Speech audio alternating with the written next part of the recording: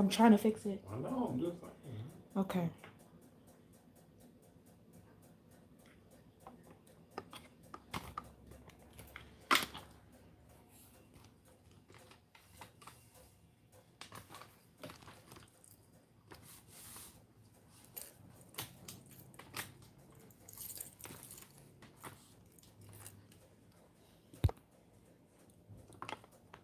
Can you sit down so I can see?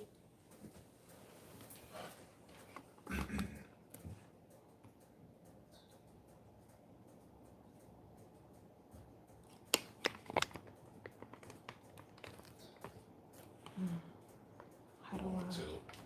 I? No, it's not Look tilting. up under there because on that back leg.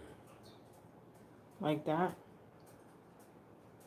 Like, just look to get some leverage so it can tilt down if it can. Well, if that's the case, I could just lower the legs in the front. Yeah.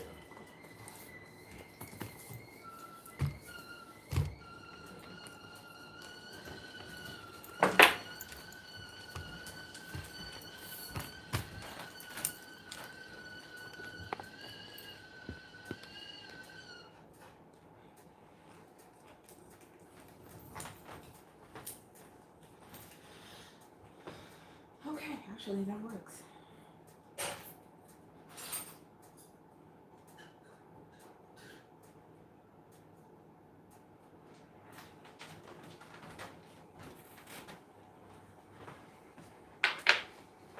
Hatapu guys who are on YouTube, we are dual streaming today. So we are on both YouTube and Facebook simultaneously. So I got YouTube going first, and now I'm gonna pull up our Facebook page, and then we'll be all ready to go. Okay.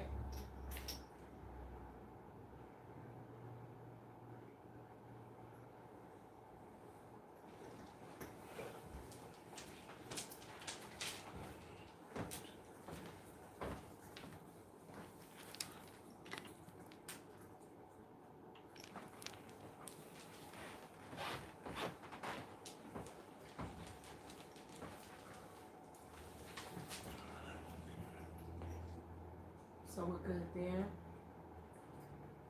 We're good here.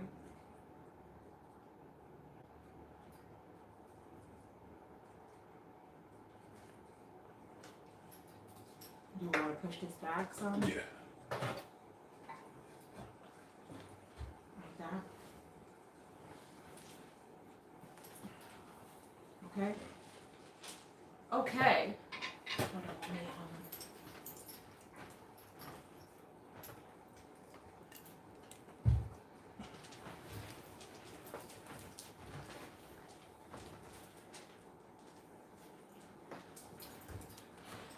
Do our netter, guys.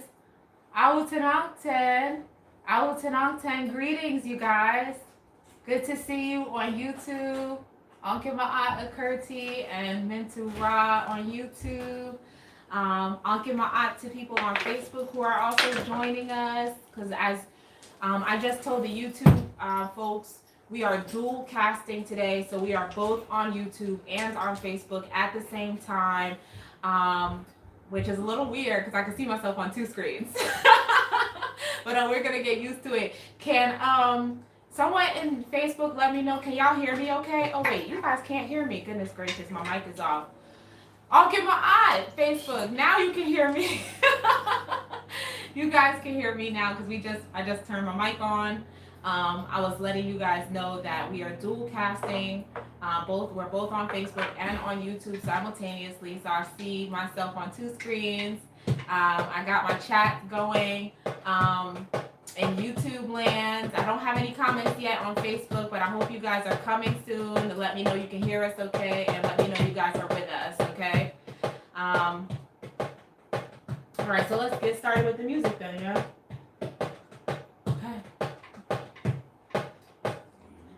People there first, right? Well, people are on YouTube. Oh, okay. We got 10 folks on YouTube chatting away. I saw them a minute ago. Mintu, Akurti, a few other people. I think Katie. So we got some folks on YouTube. Still waiting to see where our Facebook folks are. Haven't heard anything. from the Facebook folks. Jason. There's Jason. Okay, well we got at least got Jason with us and Keandra. Okay, good. Okay. Do our next one for that. Onke ma'at, darling. Auten auten.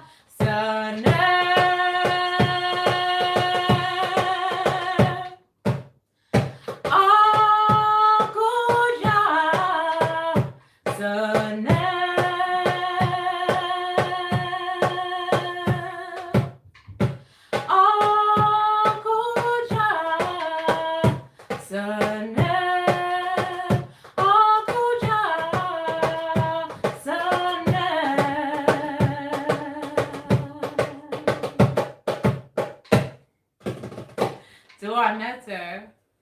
All right. Dua. Dua, Linda. Dua. And Uncle Jocelyn Zion Lex. We see you. Zion is on here? He is. Okay, peace, brother. Yeah.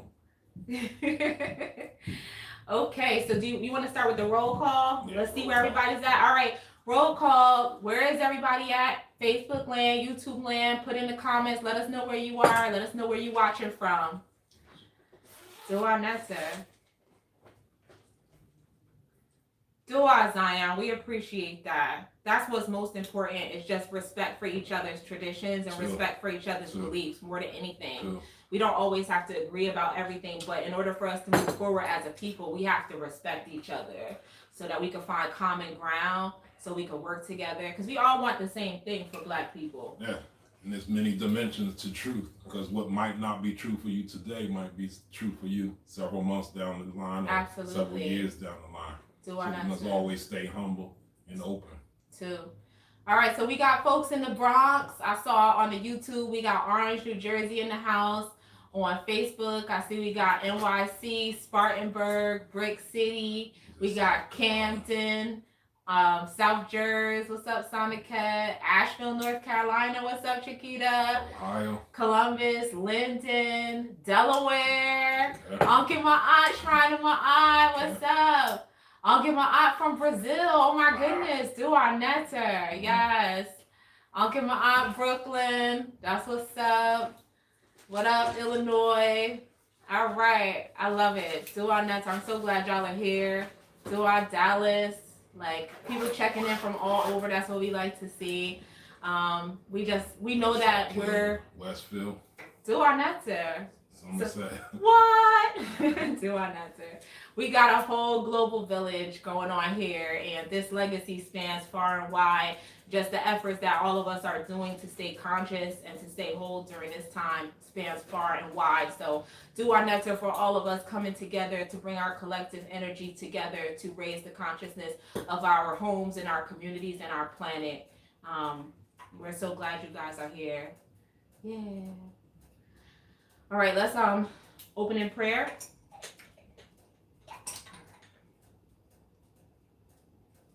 We give homage to the Creator, who is like our Father and who is like our Mother, who is everything that we can perceive and everything that we cannot perceive, who is everything yet is no thing, who comes to us in the form of the Netaru Ra, who is the light of the heavens, the light of the inner planes, as well as the light of our lives, who shines the light for us on the path of Ma'ati, which is the path of truth, justice, righteousness, and harmonious balance, who comes to us in the form of the light of vitality, giving us the strength and the endurance to live and act upon that which we know to be true. Homage to you, the one who shines in and through us as a beacon of light for those who are blind to the facts of their place, their position, and their responsibility in the divine scheme of things. May we be Ma'akaru, true of thought, word, and deed, to our highest reality. And in the moments of crises and the dark nights of the soul, when it appears that everyone and everything else has let us down, so it is, and so shall it be. Amen. Ma'at, Ma'akaru. Do our netter. Okay. Well, how's everybody feeling? Like, what's everybody doing okay? Like, anybody stressed out? Anybody, like, are we all like just holding our center? Are we all doing okay during this time? As you know, like, where's everybody at? Like, everybody cool? Everybody good? Or is anybody need some energy? What's up? You know? Wow. So Zion saying he used to work for Trinitas and UMDMJ as an EMT. Certainly those of you who are still in the medical field or were in the medical field, you guys are on the front lines. You're doing serious work right now, putting your life on the line to take care of many, many others. So we give thanks to all of our medical professionals. If anyone in the chat is a medical professional, let us know so we can send you some energy. You know, we're just so grateful for that you guys are out there doing the work in honor of our great ancestor Imhotep, and just continuing that tradition of health and healing that we believe so highly in. How's everybody doing? We all good? So I got a small test for the people that was on last week, was we went over the functioning of the immune system. So without looking at your notes, because when we give information, if you don't read over it, if you don't go over it, if you don't internalize it, what's the purpose of it? So we spoke about enzymes. I said there's two primary functions of enzymes. Can anyone tell me the two functions of the primary functions of enzymes in the body?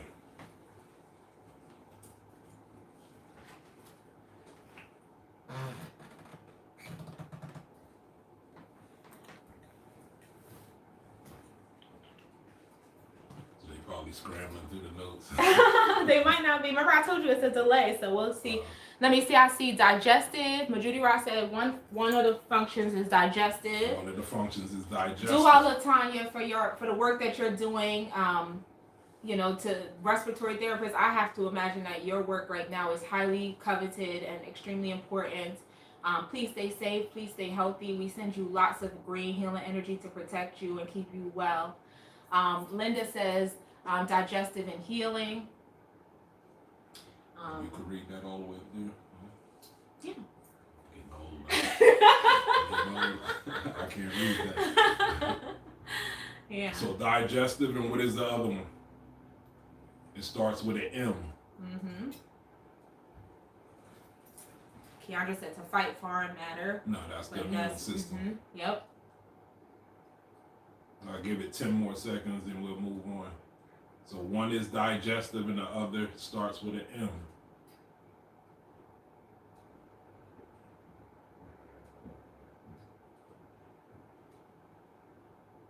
How many seconds delay? Just a couple. All right, we'll move on. So it's digestive and metabolic. Mm-hmm. Those are the two major functions, enzymatic functions in the body, digestive and metabolic. And what we were saying is after 30 years old, your body starts losing enzymatic function. So I say after 30 years old, your digestive metabolism tends to slow down and is worn out because poor food combining, lifestyle factors, toxic water, toxic food, things like that. So when your digestive enzymes lose function, now you start taxing your metabolistic function. And when you start using your metabolistic enzymes for digestive enzymes, then that's part of what you call the aging process. Mm-hmm. So what we have to do nowadays, we have to add dietary enzymes to our diet to relieve the metabolic enzymes of some of its stress on the body. And that's how you continue to live youthful and in a vibrant life. So I'm gonna give you 3 enzymes because most people eat proteins, starches, and fats. So there's an enzyme called protease. So you have the prefix prote, like protein, and ase is the enzyme. So protease is the enzyme that emulsifies or digests protein. Then what's interesting, we'll stay with that. We have protease for protein. Mm-hmm. So we talk about a virus. A virus, for those you don't know, a virus has a protein covering. So when you have protein in your, or protease enzymes in your system, it starts breaking down the protein fiber or the protein covering of the virus and makes it now vulnerable to other things that you're doing in your diet to deactivate the virus and move it out your body. So what is it opening up to? It's opening to the alkaline diet. The alkaline diet is a highly electric diet. So it could electrify viruses, electrify fungus, electrify microbes. So you have the minerals that come in and things like that, and it deactivates the virus. Then you have amylase, that's AMYLASE. And that's found in the saliva, and it starts the breakdown of carbohydrates in your system. And then lastly, there's lipase, lipid, that comes from fats. So lipase is to emulsify fats. It's the fat splitting enzyme. I know a lot of people worried about fat. And understand, fat is stored energy. So when we have too much fat, for some reason, we're not processing our energy. And we like to joke around when you see somebody with a big belly or big behind you, that you got a lot of potential in front of you, a lot of potential behind you. Got a lot of energy. Yeah, a lot of energy. So that's just to add to what we were discussing last week. And it's good, since we're in this time, to discuss what we can do to further improve our health and our vitality. Absolutely. Because that's what holistic means. So we have to address spirit, but we can't be exclusively into just spirituality. We have to address the mind, we have to address the diet, we have to address breathing, everything. All of it. Yeah. Holistic. Yeah, I think address the mind is really significant at this time. So what I wanted to talk about today was in relation to the readings that really talk about how, what this cycle is about for us, what it is that we should be learning from this cycle, and how we should proceed through this particular cycle. I think it's important to say it like that because, make no mistake, this is a cycle. True. This is a cycle that we're going through. It is a collective cycle. It's a little different than like, oh, you're going through a hard time personally, or you're going through something personally, like your own personal cycle. It's a collective cycle. It's a universal cycle. So it feels bigger. It feels like the ramifications or the challenges are so much more intense, but it's still a cycle nonetheless. And what we know about cycles is that cycles end. At the end, cycles end. And so where we are at the end of the cycle is really determined about how we behave and how we act and how we proceed during the cycle. So at the end of the day, like, one of the things that the Netru wanted us to know is that it's not so much about the destination and focusing on the ending of this cycle. It's really so much about the journey through the cycle and how it is that we make it through the cycle and who it is that we are striving to be, because at the start of the next cycle, that will determine for us individually, like those of us who maintain our center, those of us who stay strong, those of us who stay steadfast, we will be at a particular place at the end of this cycle so that we will be able to go in one direction as far as our next cycle, our next level. Those of us who succumb to fear, who succumb to panic, who succumb to the mental virus. Like, you might not succumb to the physical virus of the corona or the COVID-19 physical virus, but if you succumb to the mental viruses of fear, of stress, of anxiety, of doubt, of panic, then that mental virus will corrupt where you are and who you are, and that corruption will result in the end of this cycle taking you in a different direction than maybe the one you might want to go in. Mm-hmm. And so let me back up a little bit, because I wanted to start actually by just setting the stage to talk a little bit about divination. And those of you who are familiar with African culture, you know that in African culture and in African spirituality, divination is a significant and important aspect. It's essential, and I find divination actively across multiple different African traditions. It is something that African priests and priestesses of different, for lack of a better word, denominations or cultures or traditions all practice and all believe in, because divination is the opportunity for us to have a conversation with spirit that is both clear and unencumbered. Okay, and what happens is, like, all of us have the ability to communicate with spirit. Make no mistake that, like, we have the capacity to receive messages from divinity. We have the capacity to receive messages from the Netru, from the ancestors. But the way that we live sometimes makes those messages cloudy, or it inhibits those messages. So it makes it hard for spirit to give us the message, or it makes it difficult for us to receive the message, because our minds are clouded by television, our minds are clouded by stress, because our minds are clouded by even our own emotions. Like, for example, I often do a lot of relationship readings for people who want to know, like, is my relationship going to be successful? What do I need to do to be successful in this relationship?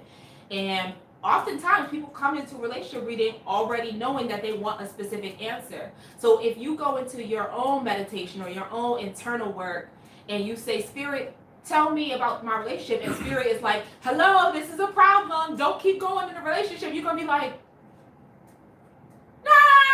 it can't possibly be that bad. Like, I've seen a lot of people just, like, not to say that they're actively ignoring, but because they feel a certain way about it, or they want it so bad, or they desire it so bad, or they've already made it up in their mind. I've already decided I'm buying this car. I've already decided I'm buying this house. I've already decided that this is what I want.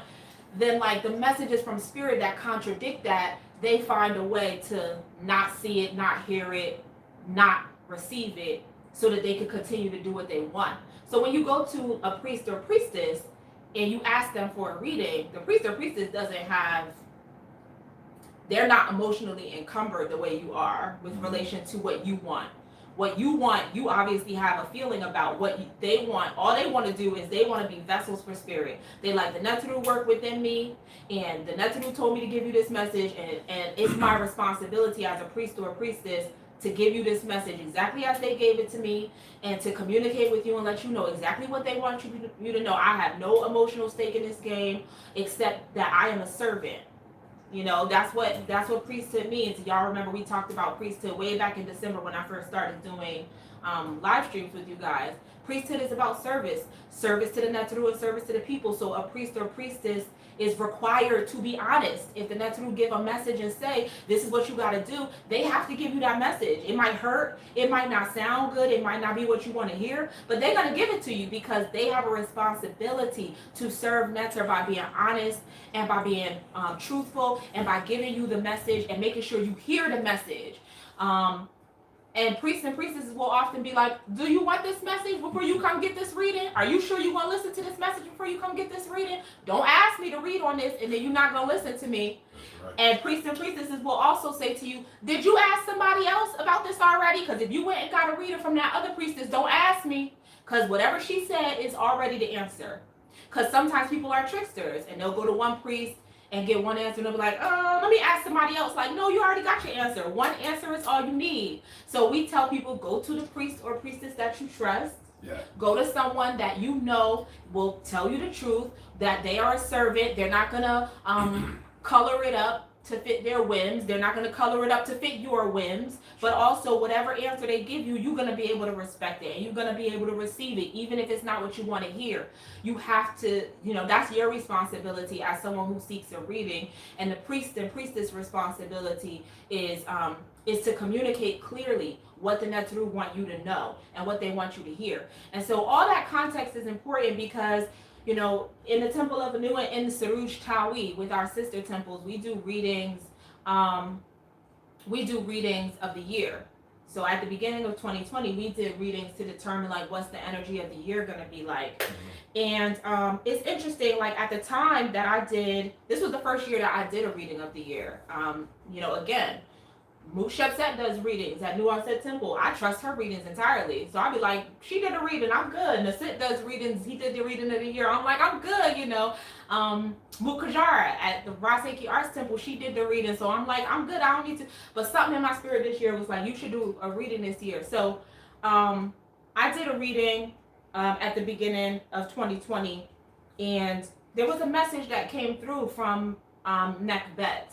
And Nekbet is an energy about the psychic faculty. So it's about the first eye, and it's about how we receive the energies around us, how we intuit things, how we process things, how we process our emotions, whether or not we see things as being good or bad. It's all based on our perception, right? So something happens to you, you get $1,000. Someone who needs $1,000, that could be a great thing, and they'll receive that as being wonderful. And somebody who needs $1 million will be like, 1,000? You only give me 1,000?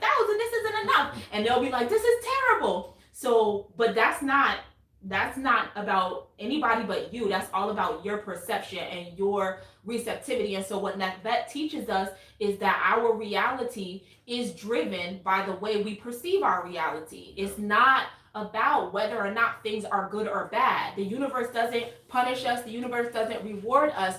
We interpret things as punishments. We interpret things as rewards. And so if we walk around feeling like we're constantly being punished, then we are reinforcing a negative reality. If we walk around thinking things are terrible, then we are reinforcing terror in our reality, right? Like then we are recreating terror over and over and over into our reality, whether we mean to or not, whether we intended to or not, right? So that's what Nekbet is about. So Nekbet told us a few months ago at this point, told us that there was going to be an unexpected event that would challenge our ability to be at peace, that there would be subliminal psychic forces or toxins in the energy fields that would interfere with our ability to be at peace. But Nekbet also said, remember that it's our responsibility to choose how we respond to that. So I don't know how some of y'all feel. I imagine some of you guys are like sensitive to energies of other people, and you go out into the grocery stores, you go out into the world, and you come back in your house and you're like, You know what I mean? And you're like, where is this panic coming from? I'm not panicked. Like, but it's not your panic. You picked up on other people's panic. You're walking around, we're all interconnected. So if other people are panicking and other people are upset, whether we internalize it or not, we're going to be affected by it. So this whole cycle is about the way that the energy is interfering with our ability to be at peace, and whether or not we choose to do the work to overcome that challenge, to overcome that interference. So it's not that we have to just be like, oh, well, I can't be at peace, I guess that's it. Like, no, it's a challenge for us. Like, again, do you rise to the occasion? Do you rise to the occasion and say, okay, since I'm being overly challenged, I'm going to do more meditations. I'm going to do more prayers. I'm going to do more ritual work. I'm going to wear my spiritual amulets for protection when I go out of the house. I'm going to cover my hair so I couldn't guard my crown chakra when I go out the house. I'm going to protect myself. I'm going to take more spiritual baths than regularly. I'm going to use more essential oils than regularly. Like, whatever it is that you do to protect yourself spiritually and mentally, again, from the mental viruses, so that you don't succumb to that, because you are free to choose how you respond to this. You are not free from the consequences of your choice. So if you choose to succumb to the toxins and the mental viruses, you are the one who has to live with the consequences of that choice. So now is really not a time to be worrying. And I'm so grateful that we have divination in our tradition, because divination to me gives me the clarity that I need to tell me, like, I don't have to worry. Like, I get to be clear about what this cycle is, because we asked the Neteru for clarity. We asked the Neteru to tell us what's going on. What is this about? So we can have that perspective. So we don't have to just guess and worry. Because like all worry is about is in your mind, you're creating scenarios that are like the worst case scenario. And it's not necessarily real. It's just your imagination. It's just you worrying about what could happen or what could be. And so instead we said, all right, Neteru, we asked the Neteru through divination, tell us what this is. Tell us what we need to do. Tell us where we need to go. And so the Neteru told us, don't worry. Don't worry. Just continue to be who we are. Continue to stay steadfast to our higher principles. Continue to do our spiritual work. Continue to fortify ourselves spiritually, mentally, and physically in accordance, like Naswt has been talking the last couple of times we've been on, the last couple of weeks, about how we fortify ourselves physically as well. So fortifying our immune system, fortifying our bodies. So if you fortify your body, then you're not as susceptible to the physical virus. If you fortify your mind, then you're not susceptible to the mental virus. So there's nothing to worry about. So do the work. Do the work. Exist in this moment in the best possible version of yourself, the version of yourself that lives in your highest truth and that stays disciplined and steadfast in all things. And again, remember that this is not about the destination. It's about the journey. It's about the lessons that we learn about ourselves. It's about the way we cultivate ourselves and our discipline in this moment and at this time. It is about the way that we make ourselves better. Even if part of better means, I know, right? So our next is South Africa. Even if in this moment, the way we make ourselves better is by resting more, rejuvenating more, meditating more, because there's a lot of people out there saying we need to be more and more productive and more. Sometimes rest and meditation and rejuvenation is productive. Yes. Okay, sometimes sleeping is productive. Sometimes turning everything off and just quieting the mind, that is one of the most productive things we can do. We don't have to be producing videos and products and building our business. Sometimes we just need to take care of ourselves, and that's the most productive thing we can do, because that's the thing that's going to get us through this, so that once this cycle is over, we can work on our business and we can do some of that other stuff. Sure. And the last thing that the Neteru wanted us to know about this cycle is that what we work for and what we fight for is a symbol of what matters the most to us. And now more than ever, we will learn about who we are at the core. Okay, so you might have thought before this that you were someone who didn't succumb to fear. You might have thought before this that you was rock solid. You was rock solid on every level. You had your money straight. You had your health straight. You had your spirituality straight. You had your mental thing straight. And you might be looking around at your situation right now, and you like, oh, I got some holes. I got some gaps that I need to fill. And that's okay, because finding out who you are gives you the opportunity to decide who you want to be. And once you know who you want to be, then you have the opportunity to work diligently in the direction of becoming that. So that's what this is about. It's about showing us where we are. Where are the holes? Where are the gaps? What are the things that we need to shore up about ourselves, our spiritual strength, our physical strength, our mental strength, so that we can come out of this being who it is that we really want to be, so that the perception of ourselves doesn't differ from the actuality of ourselves, that we see ourselves exactly as we really are, and that we've worked diligently to make ourselves who we want to be and to make ourselves who we're meant to be. So again, this is a cycle. And it started roughly shortly before, or it really popped off for us in the United States shortly before the spring equinox. So if we think about it in terms of cycles, let's put in our minds that our end date for this and what we're expecting this cycle to, how we're expecting to transition out of this cycle will be around the summer solstice. Like, some of us will benefit from being able to have like something that we're looking forward to, and the way that we process this as a cycle. So through the next couple of weeks and months, this is the work that we're doing through this cycle. And then once we get to the summer solstice, we will be in a new cycle, and we'll have new work and new lessons to learn. And regardless of whether or not we're still in quarantine at that time, we'll still have evolved ourselves in a way that we will be ready for the next challenge and the next lesson and the next test that the Naswt and the ancestors have for us. So I just wanted to share that, because again, I love divination. I'm a spiritual reader. Naswt is a spiritual reader. I mentioned that before. I greatly appreciate having the opportunity to release concern and release worry and release fear, because I feel confident about what this thing is about and what anything that happens to me is about, because I can ask the Naswt, I can get a reading, I can have a conversation with them, and they can give me guidance and direction about what I need to do, again, to stay steadfast. And so this is what they've charged us to do, to remain steadfast during this time. And so I hope you guys benefit from that, and I hope that it helps you in terms of giving you some grounding and how you move forward. Woo! Mic drop. To our answer. That's got to be worth at least a $5 donation. Come on, how can they donate if they want to? Okay, if you would like to donate to our work and our mission, you can do so on Cash App. So it's $ Temple of Anu on Cash App. No spaces, underscores, or numbers, just $ Temple of Anu.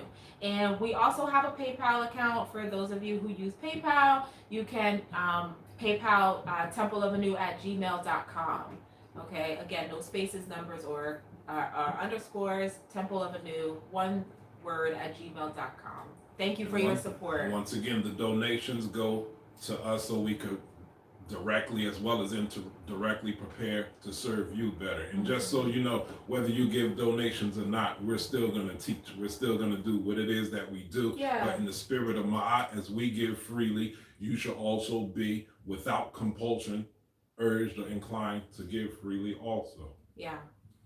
What's going on in the chat? They quiet today. They quiet in the chat. That's okay though. But how do y'all feel about the lesson? Did you learn anything pertinent, or were you at least reminded about something that was pertinent and true for you? Said, M-Town Vet said, I love this information. Y'all feeding us to the bread. Okay. We feeding bread. We got Majudi Rao on YouTube said he's taking notes. Do our answer. Ayodele, we love you too, sweetheart. Do our answer. I think, from my experience, I think we got the most loving and respectful chat. Yeah. There'd be some wild cats out there. Yeah, do our answer for that. Some people abuse their right to have an opinion and just say hurtful things, but we have a respectful chat. I'm seeing a lot of names I've never seen before, so I think we could afford to take a few minutes to let people know who we are and what it is that we do. For those who don't know, You're watching the Temple of Anu under Naswt, Biti, Sankhu, Kheper, and she is Embahra, Maat. And we're part of a movement called Suruj Tawi. In ancient Kemet, there was Suruj Tawi or Suruj Ta, and there was Smai Tawi. And I won't get into Smai Tawi. I'll let Baba Heru get into Smai Tawi. And he released something. He did. He released a video on Vimeo called "What Is Smai Tawi," and it is available for purchase, to own, and to download for $5.99. And I strongly encourage you guys to get it. I mean, it's an amazing video. It was produced by Tahuti Films. And they're incredible filmmakers, a family of filmmakers, Tahuti Films. And Baba Haru is, honestly, he sometimes underplays like the amount of wisdom that he has. But again, like the wisdom just drips easily from him. So even when he thinks he just like talking and hanging out, like he's sharing so much feedback. And he's been doing this Kemetic work for over 50 years now. We are so blessed to have him as a resource, to be able to continue to learn from him, continue to sit, even if it's virtually, we get to sit at the virtual feet of the master. And so I'm grateful to him and to Tahuti Films for producing this video. I strongly urge you guys to go out and to support it, because it won't just be supporting the work that they did, it will also, there's a lot of gems in there and so much that you guys have to learn from Baba and from his work and his perspective. So I strongly encourage you guys to get that video and to study that video and to be filled from its wisdom. Yeah. And since Baba hasn't written any books, that's his version of a book. Yeah. And so not only that we urge you, we charge you to get it. So we are all claiming we're Kemetic and we love the legacy. So you should be getting anything that you have your opportunity to get your hands on. So, absolutely. So on that video, he's dealing with Smai Tawi, and our movement is called Suruj Ta or Suruj Tawi, which means the restoration of the lands. When we say the restoration of the lands, we're talking about the restoration of the traditions of the lands. So we have a whole movement based off of the restoration of the traditions of the land, because we're not satisfied with just studying history. We are charging ourselves to study history and then go on to make history. So what we're doing with the Suruj Tawi movement is the making of great Kemetic history once again. So the Suruj Tawi movement consists of 3 temples now, at least. We want to build on, just like there were different nomes in ancient Kemet. There were 42 cities in ancient Kemet. So we need to get back the 42 different nomes of the Suruj Tawi movement. So right now we have the Temple of Anu. We're the premier temple in the United States right now. We've been given over 24 years of service to the community. So we're the premier temple. We're the spearhead of the Suruj Tawi movement. And then secondly, we have the Naswt Temple in Ohio. And then we have Raseki Healing, and they're in Atlanta, Georgia. So when we come together, what we do is about restoring the ancient tradition with modern application. We can't forget that. We go back as a reference to how we need to proceed to go forth. So on that note, I appreciate the times that we're in now, because it's teaching us to prioritize what we say our priorities are. Just a few months ago, I was on the front line in defending the Kemetic legacy, because in this day and time, we were all following, doesn't matter what tradition you come from, whether it's Hebrew Israelite, whether it's Moorish, or whether it's Kemetic, we were all following the charge of our elders to reclaim who we are. And all of our elders back then, 30 years ago, said that the Hebrew Israelites were us, the Moors were us, the Kemites were us. So we were claiming it back, and it's just interesting that this dialogue within the past year is almost like an infection going around. Everybody's telling somebody what they're not. So all of a sudden, after 30, 40 years of affirming our melanated identity, now you're not that. You're not an Israelite. You're not a Moor. You're not a Kemite. So we're saying we follow the tradition and the philosophies of Kemet, and we're initiated in the Kemetic tradition. So therefore, that makes us Kemeti, that belonging to Kemet, Kemeta'u, those of the Kemetic tradition, and Kemetic when you Latinize it for us over here in the West. So we're Kemeti, we're Kemetu, and we're Kemetic. So we follow the philosophy, the traditions, and the philosophy of ancient Kemet, which is interesting because the word philosophy is a Greek word. You know, the English languages consist of Latin, Greek, even some Metoneta in it, and it's okay. We just need to understand the meaning of the words that we use sometimes. Philosophy means philosophia. It means the love of the wisdom. So yes, we follow Kemetic philosophy because we love the wisdom of ancient Kemet. Now, with all this talk, people are saying you can't embrace a culture unless it's part of your blood tradition. And they say blood is what? Blood is what? What's that saying? Blood is what? Thicker than water. Blood is thicker Sorry, than I was a water. little slow on that one. I was like, Jesus blood is in what? his What is blood? I don't know. Blood got coronavirus in it? HIV? He ain't prepped me for that, y'all. He just threw it on me. Yeah, we just being spontaneous in the moment. Doing nothing. Say But blood is thicker than water. So we're talking about viscosity. So blood, they say, has more substance than water. So our blood consists of the Y DNA that we get from our fathers and the mitochondrial DNA that we get from our mothers. So you have things like the 23andMe and Ancestral.com. They help you trace your ancestral roots back to the continent of Africa. So the general thought is you should follow your bloodline and you should follow the religion and traditions of your bloodline. So that wherever it comes from, wherever we come from in West Africa, we might have not always been there. Those ancestors also believed in things too. So everything goes back to our ancestors, but our ancestors venerated spirits also. They venerated the order of creation.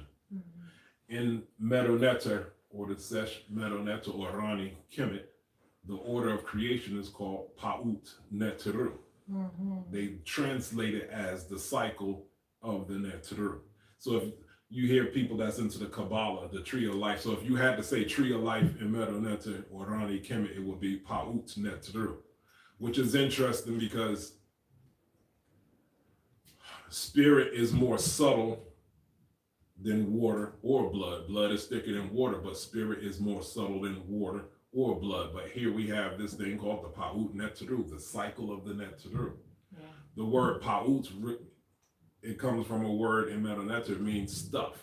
It means putty, or is the root to the word putty. It means substance. So the Pa'ut Neteru is the substance of the Neteru.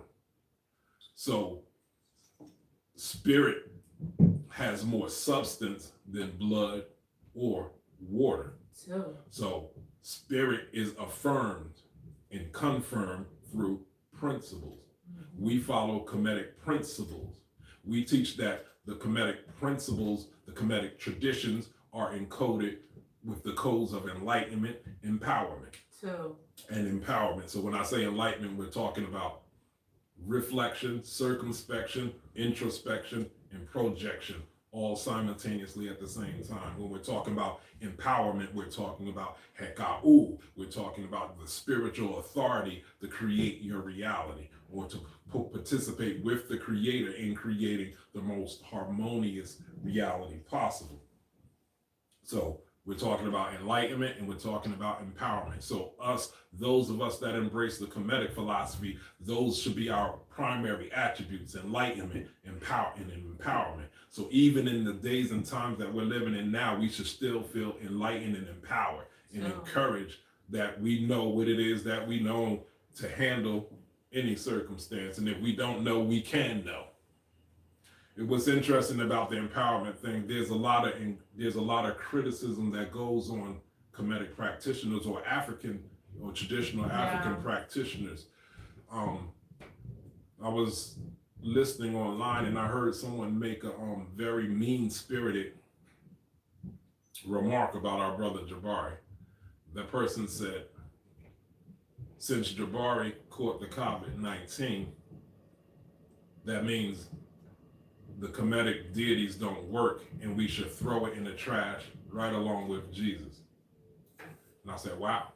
I was like, that was a very callous thing to say, but I understand it, because when you're into spirituality or when you're into things like religion, we're still talking about the study of human psychology. I understand the psychology of humans. right now we're living in a very fearful time.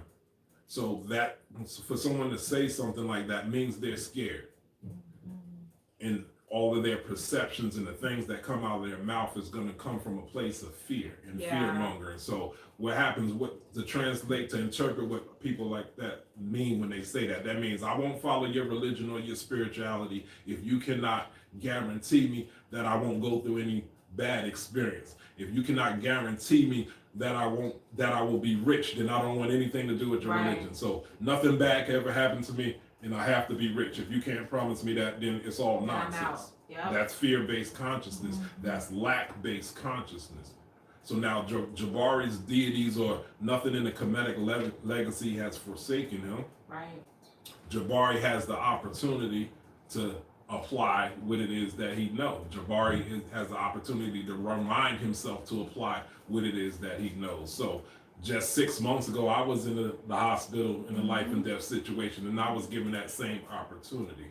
Why am I saying this? I'm saying this so you don't ever look at it a certain way or get discouraged when a person of my stature or Jabari's stature happen to get sat down on timeout for whatever reasons, because there's a dual lesson in that. Because you have to go through adversity. If you don't go through any adversity, then you're weak. If you've never gone through anything, when that adversity comes, you're going to be like, oh my God, to forsake me. You're going to just fall apart. So we need a healthy amount of adversity in our lives to bring forth what may be lying dormant. We might just be spouting the platitudes with all the philosophy. How do you know if your philosophy is real if you haven't gone through adversities? So we have to go through things like that. It's a chance for us as individuals to reaffirm our strength to ourselves, our strength to our families, our strength to our communities. And most importantly, when we go through adversity, a persons like ourselves, when we go through adversity, it's mainly to show not just ourselves, our family, but the world, how Kemites handle adversity. So now how do we handle adversity? I would say, breathe. And I say, pass me my herbs. And I would say, breathe. And pass me my water. And I would say, breathe. Can you help me stand up as I go through these breathing exercises? And I would say, breathe. Can you help me outside to sit me out in the sun for a few hours every day? And I would say, breathe. Can you sit me inside in total darkness so I could go within a few hours every day? That right there, with the exception of surgery, that right there is the protocol for healing any disease.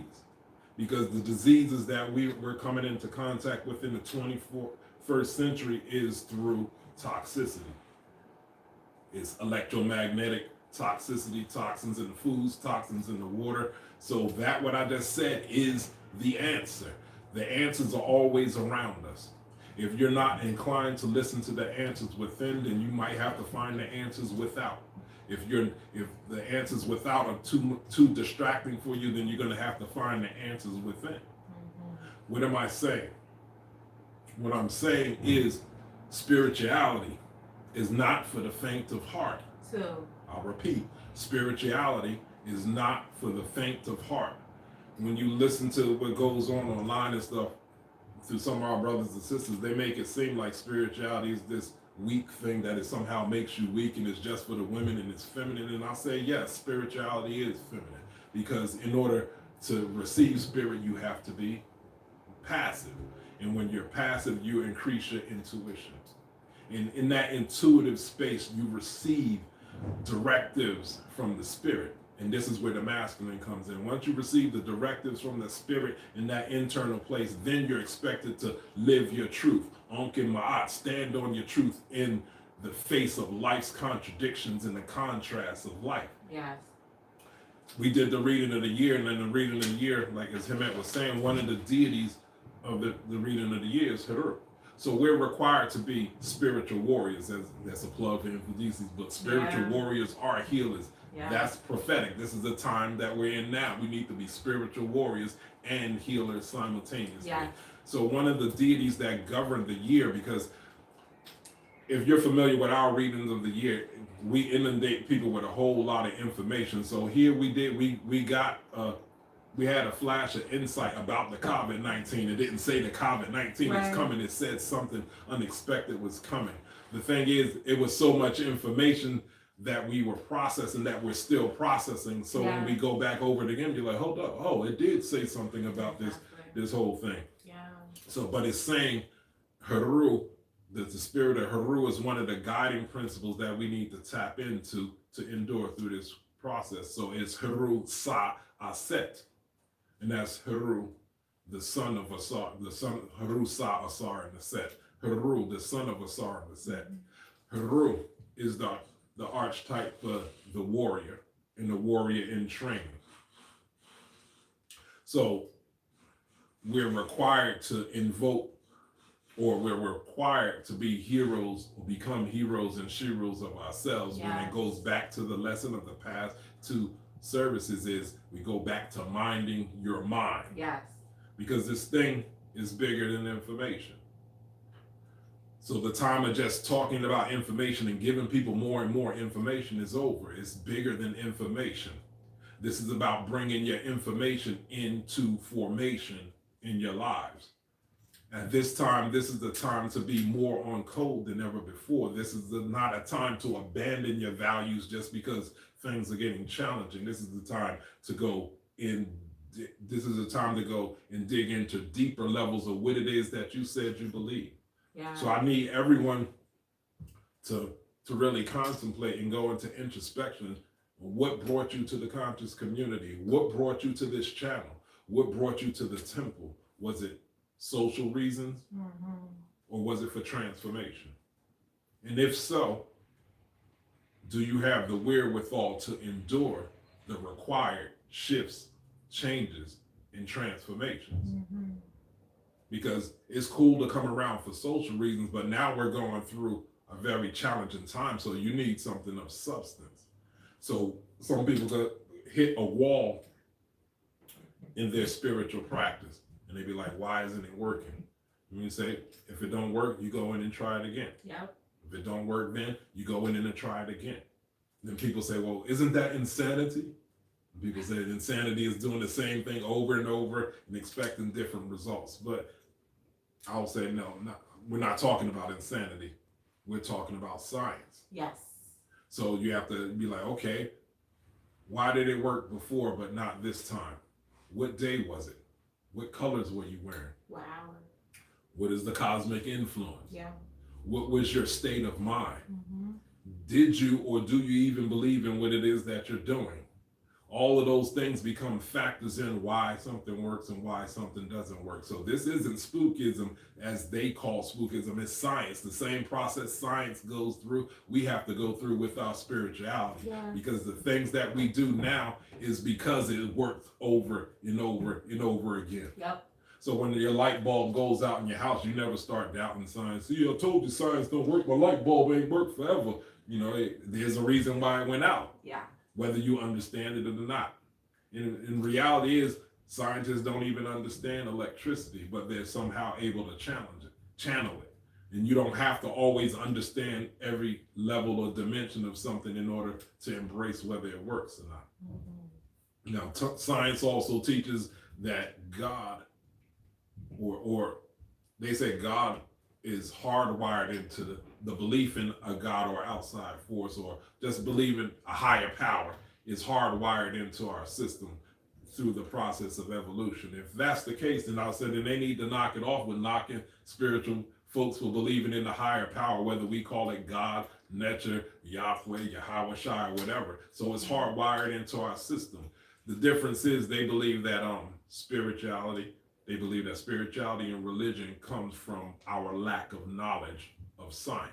So they said, because we didn't have the sciences, we know science today, we created complex myths and theologies to explain natural phenomena. Right. And I would say great and long-lasting kingdoms came from those complex myths and mythology. So when you look at Kemmunion, every dynasty that you could possibly name, they were not so-called atheists. Every dynasty brought it or ushered in a new Neteru. You go to Ghana, the whole king system of Ghana is based off of serious ancestral myths in theologies. You go to Yoruba or Ifa tradition, their whole religion or their whole the Ifa kingdoms and all of the things that came from there are based off of complex myths and theologies. Everything they do down to their dress, how they shake hands, how they greet each other, everything is governed by these complex myths and theologies. So this time that we're living in now with this coronavirus, for our ancestors, this would be the normal day. They've always been having to contend with plagues. This was the everyday norm for the people in ancient Kemmunion and the peoples of ancient West Africa. Disease was always there. This type of stuff keeps you on your P's and Q's. So what happens is it causes, what is it? We are our ancestors, right? So we are our ancestors. So things like these plagues and things that's going on with the world now caused our ancestors to fall back and tune in. As they fall back and tune in, you figure some things out. Yeah. Just like those animals were tuned in when that tsunami hit 10 years ago. Yeah. And the animals ran to the hills and everybody else was like, what's going on? What's going on? And they was taken out because the animals knew how to fall back and tune in. So now, here we are. In this time of plague, we're afforded the opportunity just like our ancient ancestors. So we got plagues, we got weird things going on with the weather. We got this 5G thing that everybody is contending with, whether it's a rumor, whether it's true or not, there's still highly radioactive waves. Yeah. All things, we're being inundated with false frequencies. Yeah. Or false light. All of this stuff we have to contend with. So if we are our ancestors, and we are the ones we've been waiting for. So just like at the beginning of time, it might be now time for us to reinvestigate the complex myths and theologies. Yeah. And now it's our time to fall back and tune in and figure some things out. And in that process, maybe we could figure out how to be great again. So let's make Kemet great again, people.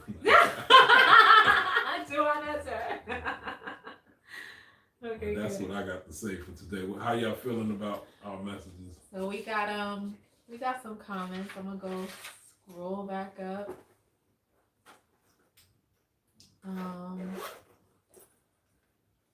Baba Haru said that Saruj Tawi, restoring traditions, is a mission and an ancestral command which we embrace. And Bunham said, how do you know who you are and what you're about if you've never been tested? That's pretty much the whole purpose of the test. Like that's actually when people demonize Satesh, I know that's because they don't understand what Satesh is for. Like Satesh is all about natural opposition. So we have to honor Satesh because Satesh is the thing that pushes us to realize our greatness, because until we're pushed to realize our greatness is just a theory. It's like, I believe I could be great, but until you're pushed, you don't know. Mm-hmm. So Satesh is like, all right, if you believe you're going to be great, let me come push you. And so how you respond to that push determines who you are. So absolutely. So we have to honor or understand and appreciate the contribution that Satesh makes. It may not be fun. We may not like it again, but it's a necessary part of our development to be pushed so that the potential that we have is realized, so that we go from being Haru the child to being Haru the adult, Haru the victorious one. You go from being Haru with the potential to Haru who is victorious. Like that's the process, that's the journey. You can't become Haru who is victorious if you don't get pushed by Satesh. Sure. Minyet asked if you could clarify what you meant when you said herbs, like pass me my herbs, to the audience. We were talking about marijuana, people.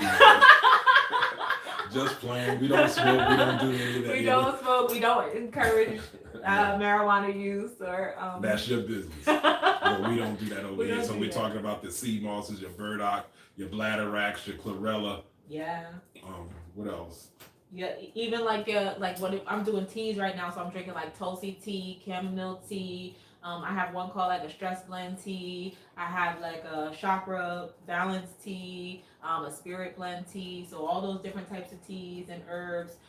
That's what we're talking about. But we still talking about the herbs that will be appropriate for whatever condition Yeah. you might need to treat. Yeah. So I was just being general. So I was talking about just the field of herbology and herbalism, not any specific herbs. Yeah. Duat to Infidisi for his great book. Oh, Yes, that's big, absolutely. Huh? Bunham asked, do we need a baseball hat for Make Kevin Great Again? No, we need a Nevis. We need a Nevis that says Make Kevin Great Again. All right. Oh, yeah, I drink a lot of tea. You know, Everyone should be. everybody should be drinking a lot of tea. Like I'm trying to drink 2 to 3 cups a day. Every 4 hours. Yeah. You should be drinking a tea every 4 hours to keep your metabolism up and your immune system stimulated. Yeah, yeah. So I drink a lot of tea. I'm a little sad because I had some Tea of Life on my desk at work, and then now we can't go back to the office, so I can't go get it. So I'm gonna see if I can get me some Tea of Life from the health store in Newark, if they're still open. So, but yeah, we drink a lot of tea around here. Zion Lex, if you still on, how'd you enjoy our session? I know you come from a different tradition, but hopefully you got something out of it, because I know I learned something from the brother every time he speaks. Too.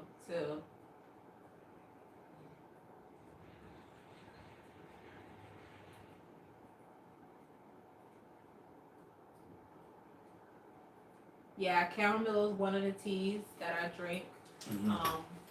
Yeah. And actually, as far as tea goes, one of the things that we recently invested in was like one of those like balls that you can add loose tea into, and then put the stainless steel strainer into the cup, so that you can use loose tea. So that's something we just recently invested in. Baba Haru said no baseball caps, Kushite crowns only. So that's what I'm talking about. Lily flower tea, echinacea tea, moringa tea. Yes. All right, so y'all know. Yeah, y'all know all about the good herbs to work on. And don't forget to check the questions on YouTube too. Okay, let me check and see what's on YouTube real quick.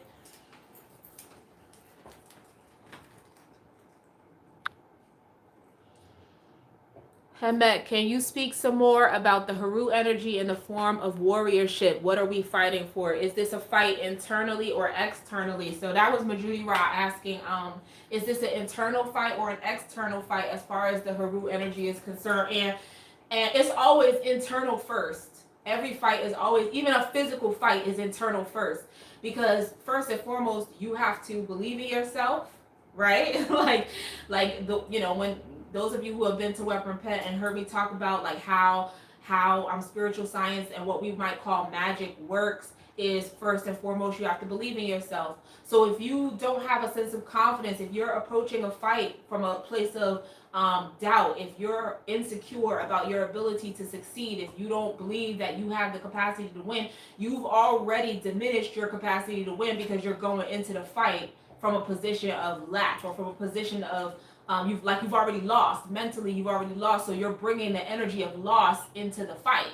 So every fight, even physical fights, is mental and internal first. You have to work that out in your body and in your mental self first, that you believe you have what it takes to succeed, and you believe. And so that's why it goes back to mind your mind.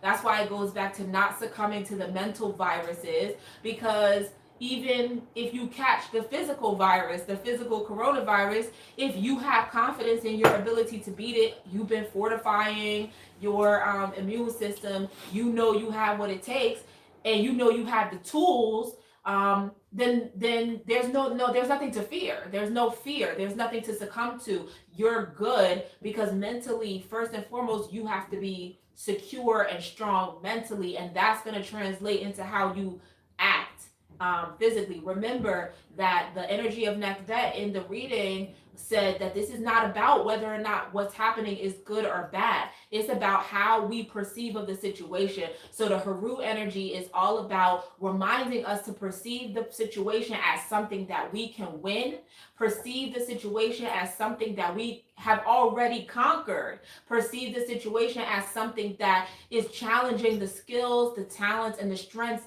that we already have. And it's not pushing us to find things that we don't have capacity to do or to be. Is pushing us to develop who we already are and bring that out of ourselves, because we already have that strength, we already have that capacity, we already have that potential. We just need to realize it. So we have to approach the challenge first and foremost from the position of, I already got this.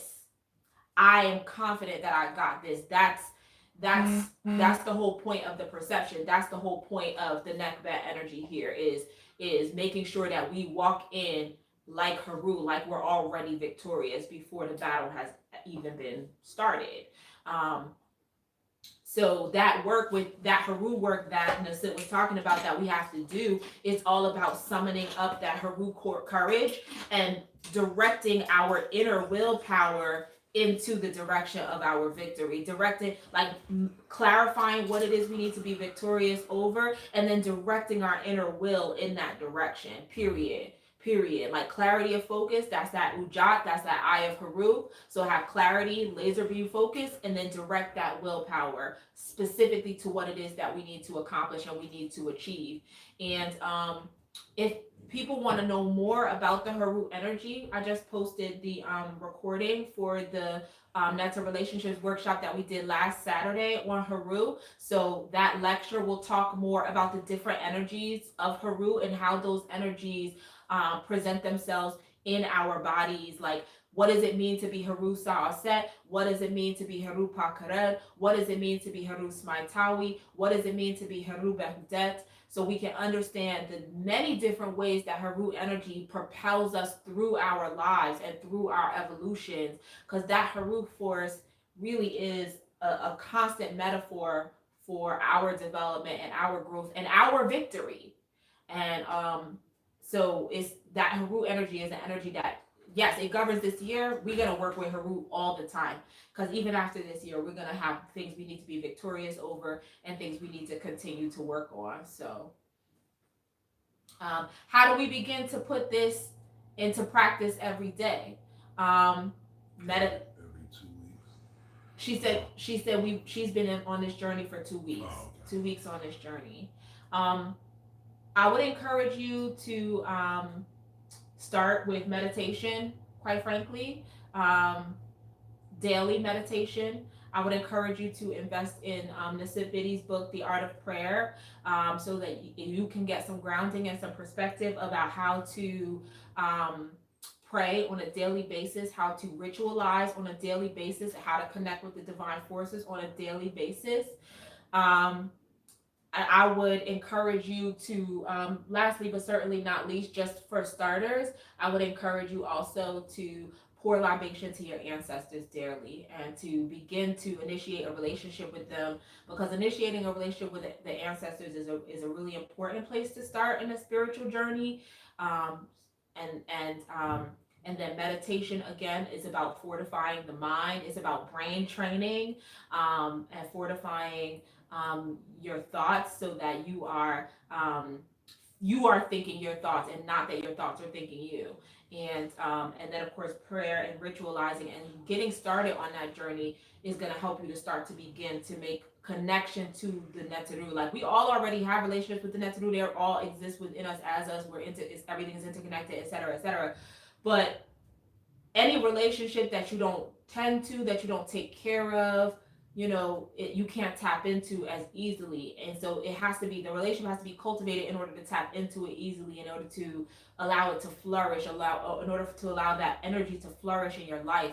So by meditating, by doing libation, and by starting that process of ritualizing that you'll learn from the Art of Prayer, then that will help you to get a foundation. And then from there we can keep building.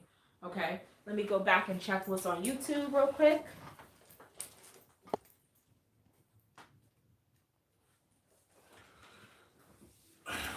these days we'll be posting every week, every Sunday, since we all in quarantine. So next Sunday we'll be posting around 2 o'clock because the Shrine of Maat does their thing. So in respect to the Shrine of Maat, they go on at 12, so we'll go on at 2.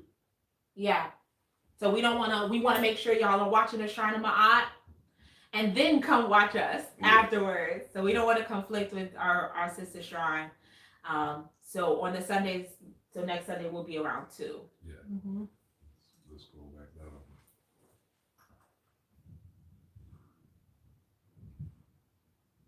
You want me to read this one?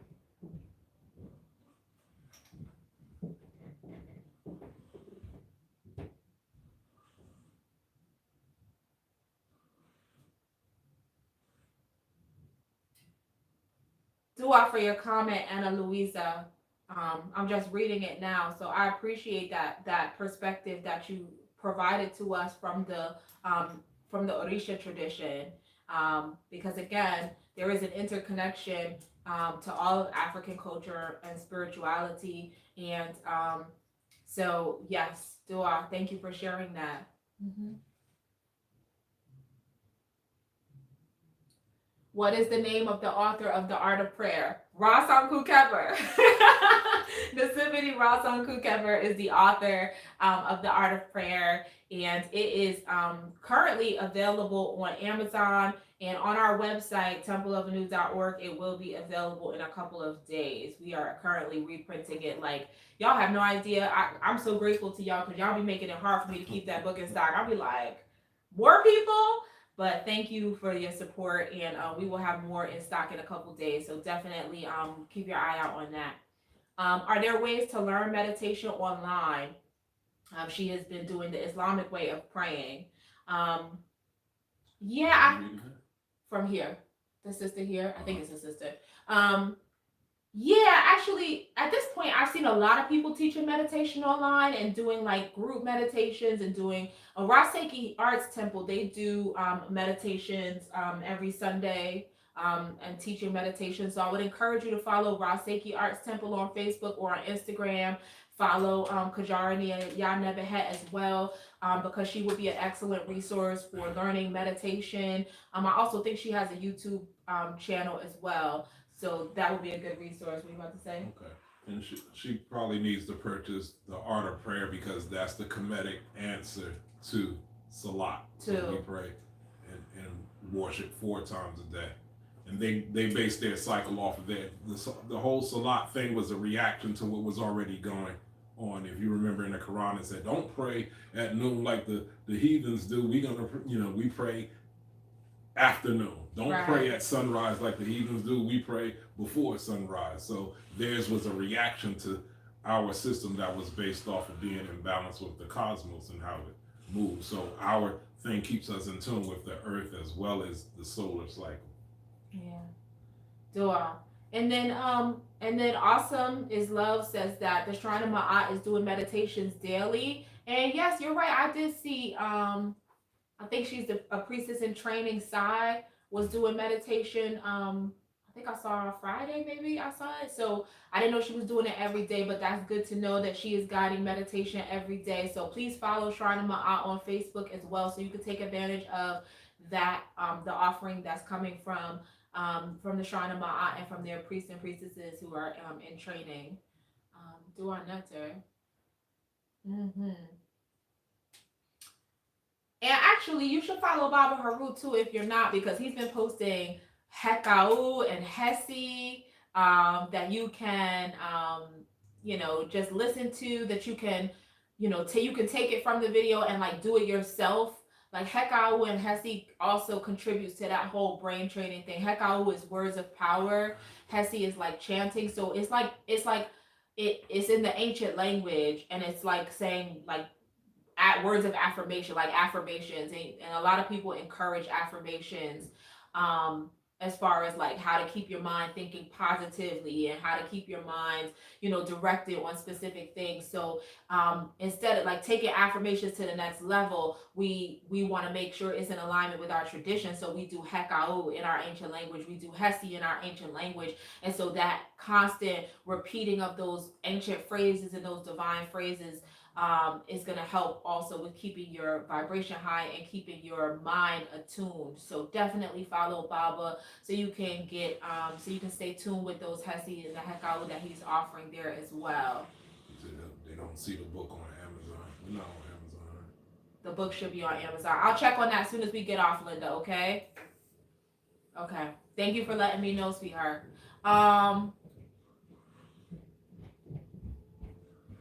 Dua sent me a hesi. Okay, thank you. Please repeat who you should follow. Please follow Raseki Arts Temple. So it's Raseki RA space SEKHI Arts Temple. Please follow Shrine of Maat, Shrine of MAAT Maat on Facebook. Baba Haru Speaks, BAABAHERU Speaks. Okay. On Facebook. Okay? Do I not say?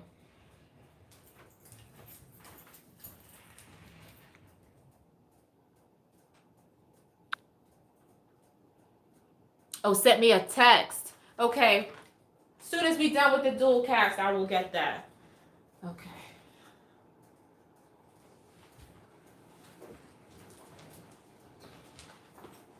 Okay.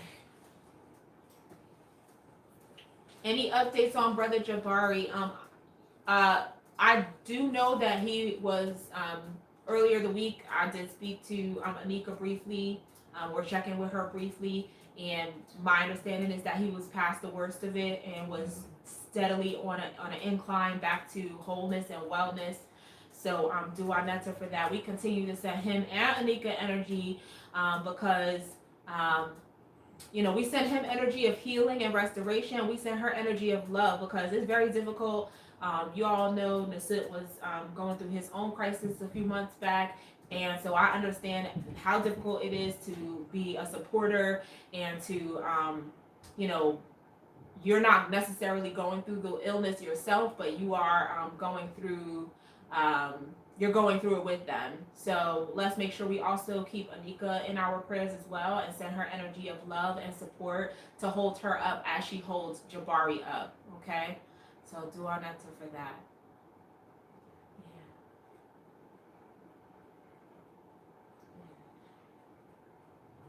Yeah. And dua ma'akra for getting that art of prayer link in there. I don't think we have any other questions or yeah. Do I read Lotus? Most appreciated. Thank you for those of you who did send donations. I saw a few of you before said that you were sending donations, and I appreciate that. I just want to thank you again. For those of you who might have joined a little late and want to know how to send a donation, I'll repeat again. We have a Cash App. It's $ Temple of Anu, and we also have PayPal, templeofanu@gmail.com.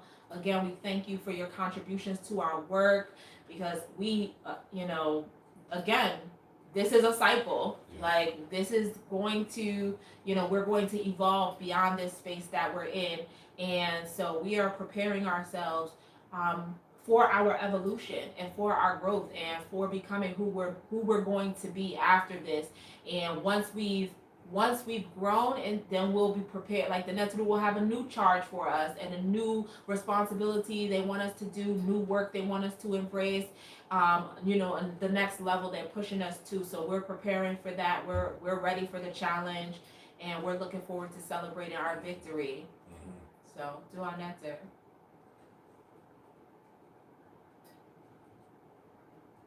So we all good? Uek Anencia, thank you, love. All right, guys. Well, we will log off now, but these videos will stay up, and